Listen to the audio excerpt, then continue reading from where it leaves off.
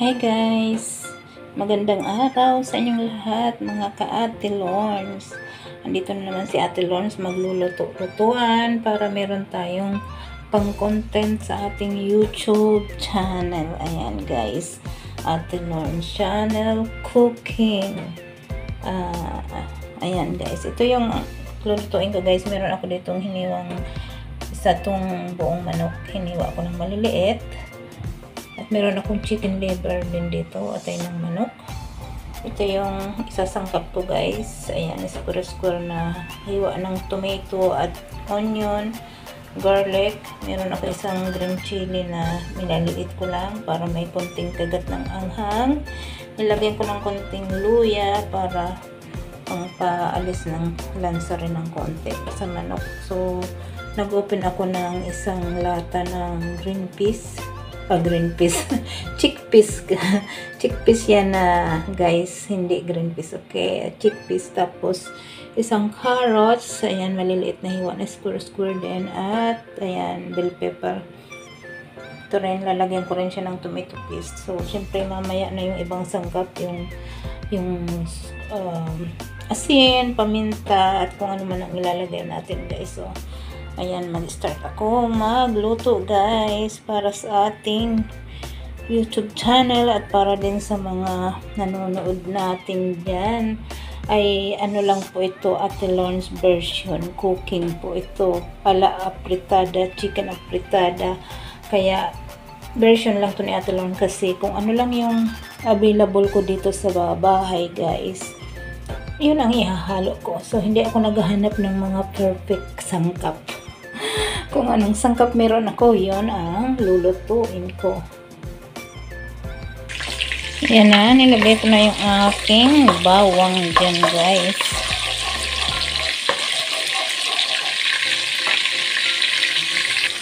Nalagay ko na rin yung ating sibuyas.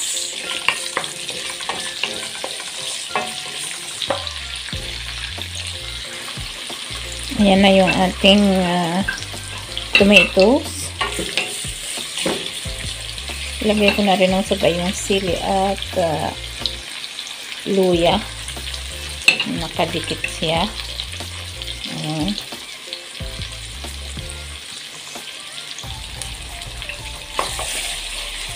Ilagyan ko ng konting luya at pinino ko siya para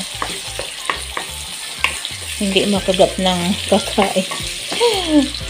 Ayaw nang makakagat ng luya yung kasama ko guys. So, pinino ko yung luya para yung lasa niya talagang absorb dyan sa ating niluluto.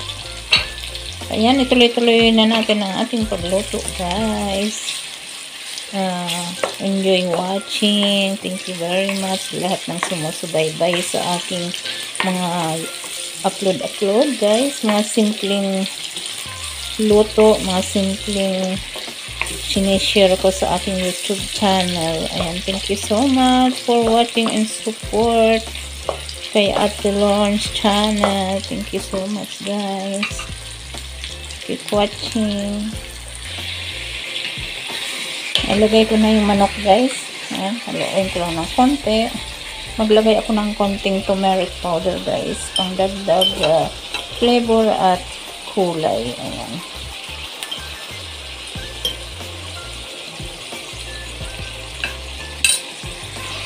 Ayan, naglagay na ako guys ng tomato paste.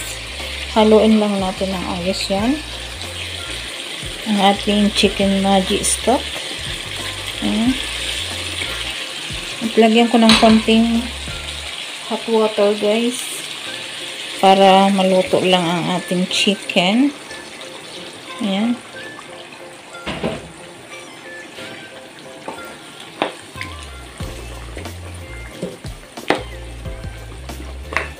Tatakpan ko muna siya. So yan guys, ilalagay ko na rin yung carrots para sabay na silang maluto ng chicken. Ayan, maliliit lang naman yung ano ko ng carrots. So ayan, ilahat ko na to guys. Sabay-sabayin ko na yung carrots, yung bell pepper, yung chickpeas. Ayan, sabay-sabay na sila dyan. Ayan. Then, haluin ko siya guys.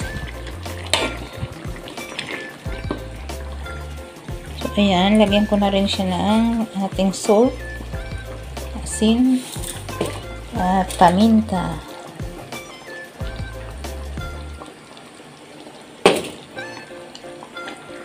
So, ayan. Hayaan natin siyang kumulo at tatakpan ko muna siya. Ipanguhuli kong ilalagay yung ating chicken liver. Actually, pwede naman ganito lang. Gusto ko lang siyang haluan ng chicken liver at ay ng manok guys. Ayan.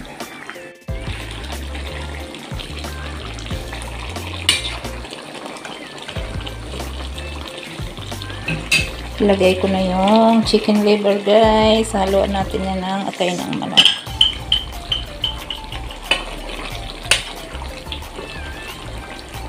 Type ko lang guys na haluan ng atay ng manok.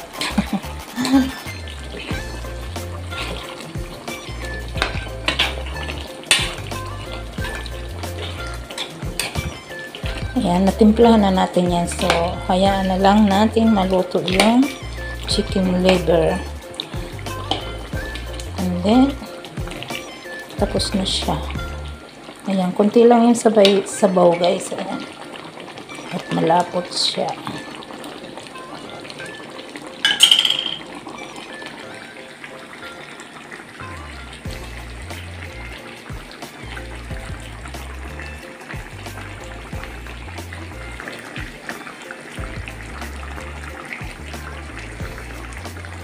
So, ayan guys, luto na ang ating ulam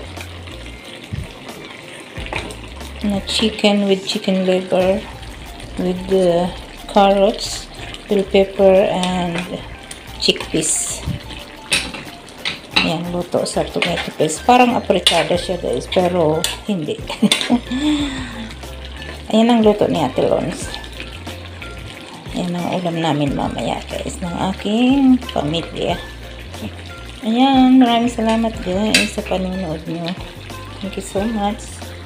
Luto na po yan.